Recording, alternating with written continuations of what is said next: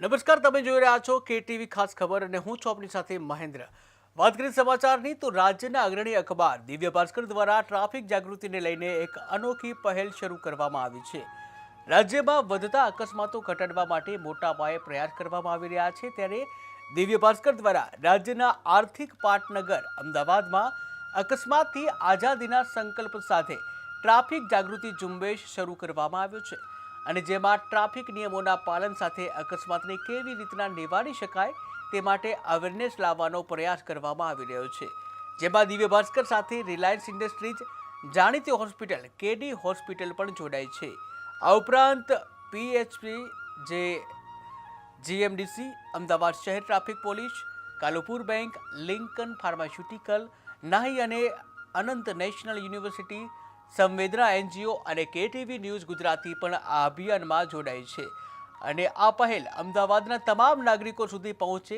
આ જાગૃતિ અભિયાન અમદાવાદના પશ્ચિમ અને પૂર્વ વિસ્તારને આવરી લેશે, ત્યારે ગઈકાલે અનેક વિસ્તારોમાં આ જાગૃતિ અભિયાન યોજ્યા બાદ આજે પણ શહેરના પોશ વિસ્તાર ગણાતા કેશવબાગ અને IIM રોડ પર અવેરનેસ ઝુંબેશ ચલાવી હતી। રસ્તે વાહન લઈને પસાર થતા વાહન ચાલકોને સલામતીના નિયમના વિશે જે માહિતગાર પણ કરવામાં આવ્યા હતા, ત્યારે ટ્રાફિક નિયમન કેટલા જરૂરી છે તે બાબતે માર્ગદર્શન પણ આપવામાં આવ્યું હતું। આ અભિયાન અમદાવાદના તમામ વિસ્તારોમાં આવનારા દિવસોમાં ચાલુ કરવામાં આવશે, ત્યારે ટ્રાફિક સલામતીને લઈને નાગરિકોને જાગૃત કરવામાં આવ્યા હતા।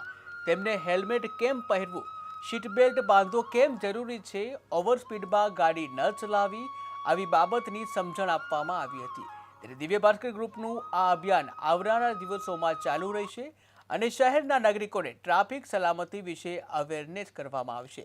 ત્યારે રાજ્યના આર્થિક પાટનગર અમદાવાદમાં 1 જાન્યુઆરી 2024થી 4 માર્ચ 2025 સુધીના ડેટા જોઈએ તો કુલ 1314 અકસ્માતોના બનાવો નોંધાયા હતા, જેમાં સરેરાશ દરરોજ 4 લોકોના અકસ્માતો થાય છે।